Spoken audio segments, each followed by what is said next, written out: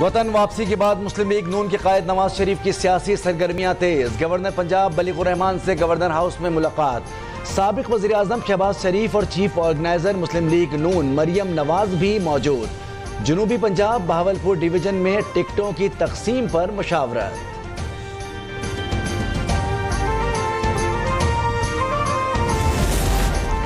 پاکستان مسلم league نون کی مرکزی general council کا اجلاس شہباز شریف کی ہدایت پر ملتوی۔ ترجمان مسلم لیگ نون مریم اورنگزیب نے تصدیق کر دی۔ اپنے پیغام میں کہا پنجاب میں اسموک کے باعث ہیلتھ ایمرجنسی اور سمارٹ لاک ڈاؤن کی صورتحال ہے۔ اجلاس عوام اور شرکاء کی صحت کے باعث ملتوی کیا۔ مرکزی جنرل کونسل کے اجلاس کی نئی تاریخ کا اعلان جلد ہوگا۔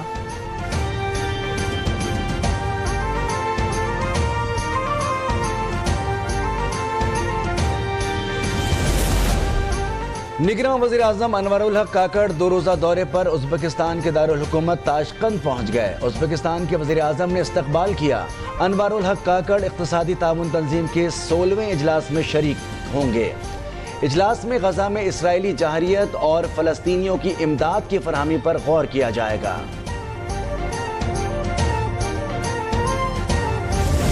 بدقسمتی سے پاکستان میں دہشت گردی پھیلانے میں بڑا کردار غیر قانونی تارکین وطن کا ہے۔ افغان حکومت کی جانب سے دہشت گردی کی سہولت کاری کے شواہد بھی ملے ہیں۔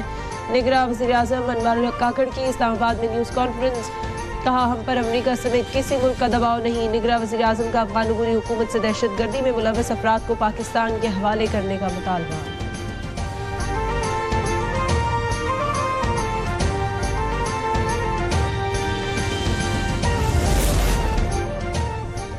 پاکستان نے لاکھوں افغان مہاجرین کی میزبانی کی۔ گزشتہ 2 سال کے دوران افغان سرزمین سے دہشت گرد کارروائیوں میں تیزی آئی۔ امریکی اسلحہ بلیک مارکیٹ میں فروخت ہونے کے شواہد مل گئے۔ نگراں وزیر اعظم انوار الحق کاکڑ کی نیوز کانفرنس۔ انہوں نے کہا کہ عبوری افغان حکومت کے قیام کے بعد پاکستان میں دہشت گردی میں 60% تک اضافہ ہوا۔ سرحد پار دہشت گردی سے 2000 سے زائد پاکستانی شہید ہوئے۔ ہم نے دہشت گرد کارروائیوں سے متعلق معلومات افغان حکومت کو دیں۔ افغان حکومت نے کوئی ٹھوس اقدامات نہیں کیے۔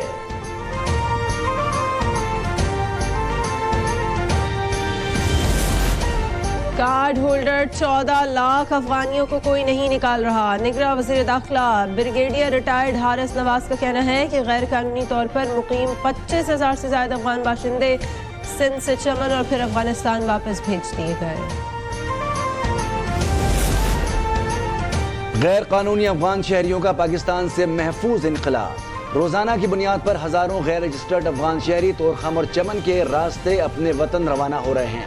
7 نومبر کو 5,000 سے زائد غیر قانونی طور پر مقیم افغان باشندے اپنے ملک چلے گئے۔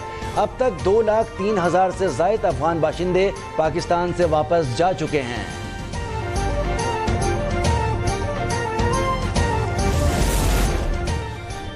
گزشتہ حکومت کو آئینی طور پر نکالنے کا مقصد اقتدار کا حصول نہیں تھا۔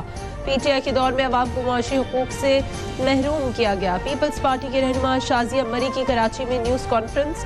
کہا چیئرمین پی ٹی آئی نے گالم گلوچ کی سیاست کو فروغ دیا، اداروں پر بھی حملہ آور ہوئے۔ عوام کو جلاؤ گھراؤ کی ترغیب دینا جمہوری عمل نہیں۔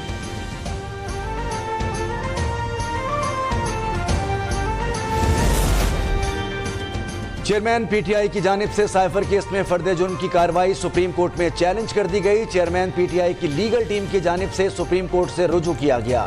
وکیل حامد خان نے درخواست میں موقف اختیار کیا کہ مخالفین کی جانب سے سیاسی انتقام کا نشانہ بنایا جا رہا ہے۔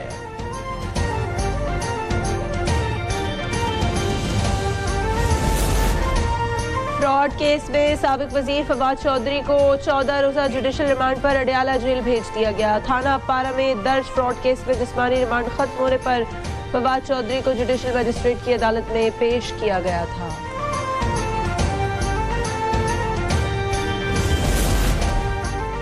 سپریم کورٹ میں بحریہ ٹاؤن سے 460 ارب روپے کی وصولی سے متعلق کیس کی سماعت۔ چیف جسٹس نے ریمارکس دیے کہ 2019 میں فیصلہ ہوا اور آپ ہمیں آج بحریہ ٹاؤن کا نقشہ دکھا رہے ہیں۔ کسی نے بحریہ ٹاؤن کے سر پر بندوق رکھی تھی کہ فیصلے کو تسلیم کرو۔ جو آپ کر رہے ہیں وہ آئینی عدالت میں قابل قبول نہیں۔ کیس کی سماعت 23 نومبر تک ملتوی۔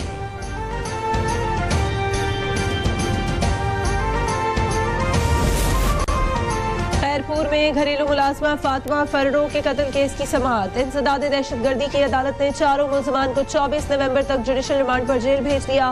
سماعت کے دوران پولیس نے ملزمان کا چالان جمع کرایا۔ ملزمان میں پیر فیاض شاہ، پیر اسد شاہ، حنا شاہ اور ملزم امتیاز مراسی شامل۔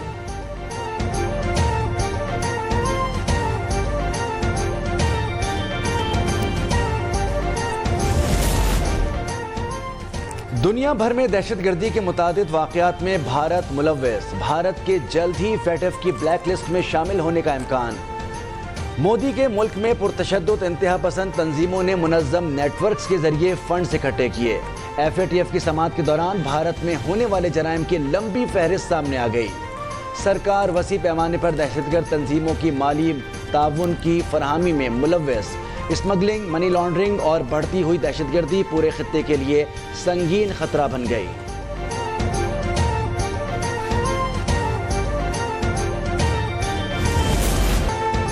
FIA کارپوریٹ کرائم سرکل اسلام آباد کی بڑی کارروائی۔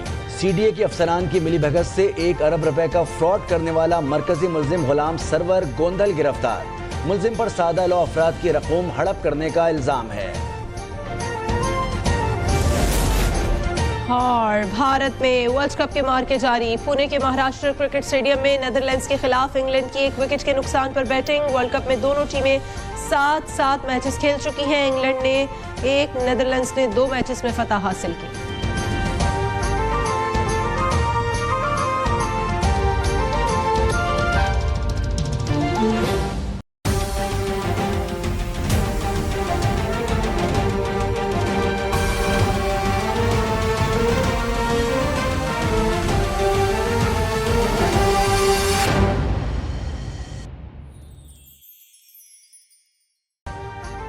ابھی سبسکرائب کریں تاکہ کوئی خبر رہ نہ جائے۔